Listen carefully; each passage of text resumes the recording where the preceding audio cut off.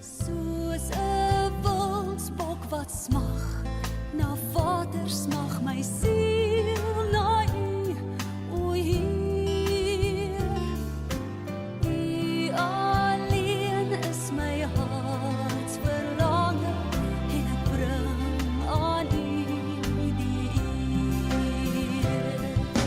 U alleen is my bron van krag, en U teenwoordigheid wil ek wag. Goeiedag geliefdes. Ek weet nie van jou nie, maar ek is nie baie goed met wag nie. Ek dink toe dit by geduld gekom het, het ek nou nie voor in die ry gestaan en die meeste daarvan gekry nie. So wag is altyd vir my 'n probleem. En oor die algemeen hou mense nie daarvan om te wag nie. Ons is nie goed daarmee nie. Wag is altyd vir my asof dit sulke dooie tyd is. Dis ek mense sal sien wanneer mense wag, dan is hulle heeltyd besig om te scroll op hulle telefone. Of as party mense moet wag, dan gaan slaap hulle eerder. Of ander mense kry allerlei onbenullige doen goedjies, net om die tyd om te kry wanneer jy wag. Baie keer het ons gevaarlike gedagtes, onnodige gedagtes wanneer ons wag, dan sit 'n ou en allerlei verkeerde dinge uitdink. En gedagtes by jou opkom en laat blom, wat glad nie realisties is nie. Daai hele ou ding van hulle sê, moenie die bobbejaan agter die berg gaan haal nie. Baie keer word die bobbejaan juis agter die berg gaan haal, wanneer mense moet sit en wag. So hierdie week wil ek bietjie met jou gesels oor ons wat wag vir die wederkoms.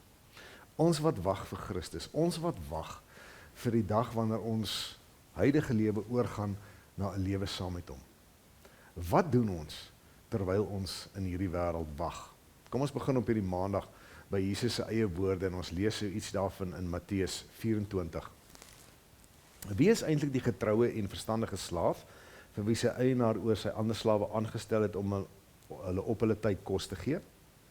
Dit is die slaaf vir wie sy eienaar by sy uit tuiskoms so aan die werk sal kry. Gelukkig is hy. Dit verseker ek julle, hy sal hom aanstel oor alles wat hy besit.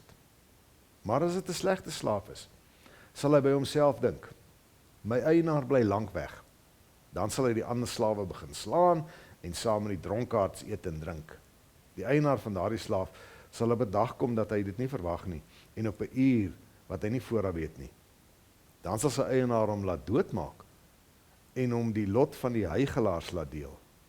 Daar sal hulle huil en op hulle tande kners. Jesus is baie duidelik daaroor in ons wagtyd, in hierdie tyd wat ons wag vir die wederkoms, wat ons wag vir ons beurt om die oorgang te maak na die ewige lewe saam met Hom. Jy moet aan die werk wees. Werk. Dis nie sit en scroll op jou foon nie, dis nie sit en wag dat die tyd omgaan nie, dis nie gaan slaap nie, dit is nie sommer besig raak met allerlei sinnelose dinge nie. En is baie spesifiek wanneer hy hierdie stukkie in die profetiese rede sê dat dit die een is wat besig is om vir ander te sorg.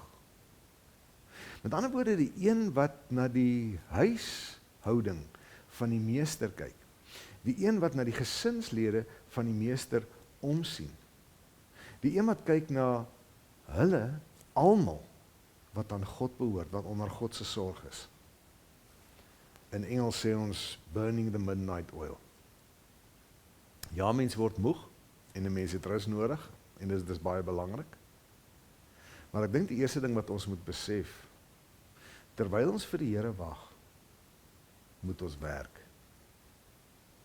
Ons sit nie soos by binnelandse sake in 'n lang ry en rol ons duime nie. Hierdie wag wat ons wag vir 'n ewigheid saam met Hom, moet gevul wees met aktiwiteit, met aktiewe werk. En is baie spesifiek die fokus van ons aktiewe werk is om die te versorg wat onder sy sorg is. Dis waarmee ons moet besig wees en dit is werk. Die sleutelwoord is besig wees. Tydig en ontydig. Dag en nag. Sonder ophou. Moet ons besig wees met ons versorgingstaak en ons dienstaak en ons beskermingstaak. teenoor ons medebroers en susters. As jy gedink het, wag beteken niks doen, Jesus sê nee, wag beteken werk. Mag hy ons elkeen so werksaam kry wanneer hy kom. Shalom.